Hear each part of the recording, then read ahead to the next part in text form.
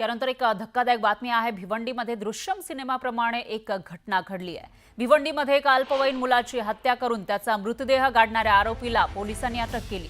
भिवंडी शहरातील नवी बस्ती नेहरूनगर परिसरात राहणारा शोएब शेख हा 20 नोव्हेंबर 2020 ला बेपत्ता झाल्याची तक्रार त्याच्या कुटुंबियांनी केली होती।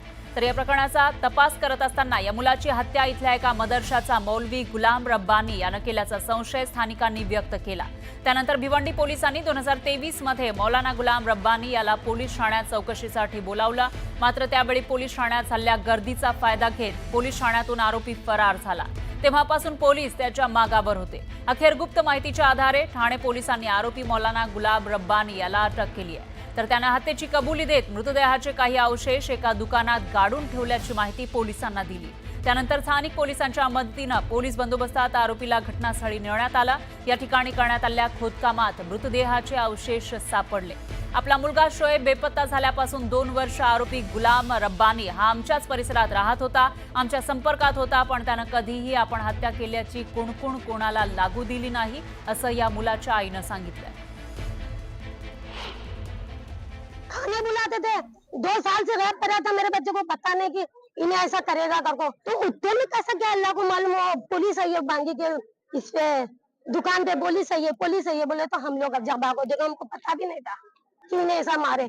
और दीना भाई 2 साल तक मोहल्ले में रहते, कभी पता नहीं लगने दी, उनको औलाद रहती तो चुप पड़ते थे।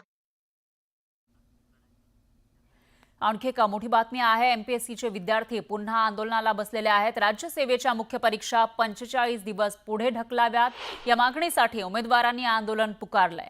पुणे जिल्हाधिकारी कार्यालयासमोर विद्यार्थ्यांनी आंदोलन केलं, तर तिकडे छत्रपती संभाजीनगरमध्ये स्पर्धा परीक्षांची तयारी करणाऱ्या विद्यार्थ्यांनी क्रांती चौकात ठिय्या आंदोलन केलं।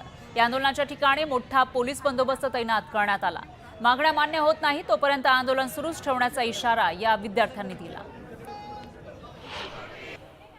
आता 2025 मध्ये कुठेतरी एक्झाम होते आणि त्यामध्ये एकदम तुटपुंजा जागा काढलेल्या आहेत। ज्या जागेचं मागणीपत्र भरपूर असतानाही सरकारने थोड्याफार जागा काढून मुलांची बोळवण केलेली आहे। त्याबद्दल आम्ही सरकारकडे एकच मागणी करत आहोत की सरकारने 2024च्या ज्या कंबाईन ग्रुप बी आणि ग्रुप सी मध्ये भरघोस अशी जागांची वाढ केली पाहिजे। सरकारने जागा वाढायला पाहिजे सर, कारण की जागा जर आहेत तर त्या विद्यार्थ्यांच्या हक्कांच्या जागा आहेत। तर मुलं जर एवढे प्रयत्न करतात तर त्यांच्या प्रयत्नाला यश मिळण्यासाठी त्यांनी जागा वाढवायला पाहिजे। किती दिवस पाहिजे नोटिफिकेशन पासून? राज्यसेवेच्या मुख्यसाठी किमान 45 दिवस इथून मुलं पुढे भेटले पाहिजे। तर आता या विद्यार्थ्यांची मागणी मान्य होते का ते बघावं लागेल। पाहूयात पुढची बातमी। मुंबईमधील मेट्रो 2 बीच्या मार्गावर आजपासून ट्रायल रनला सुरुवात झाली। भारतीय रेल्वेच्या 172व्या वर्धापन दिनाचं औचित्य साधून ही ट्रायल रन सुरू करण्यात आली आहे। चेंबूरच्या डायमंड गार्डन ते मानखुर्दच्या मंडाले या 5.4 किलोमीटर लांबीच्या मार्गावर ही मेट्रो धावणार आहे। तर चेंबूर इथं मोनोरेल सोबत ही मेट्रो जोडली जाणार आहे। ट्रायल रन नंतर सुरक्षा प्रमाणपत्र जारी केल्यावर हा मार्ग सुरू होणार आहे।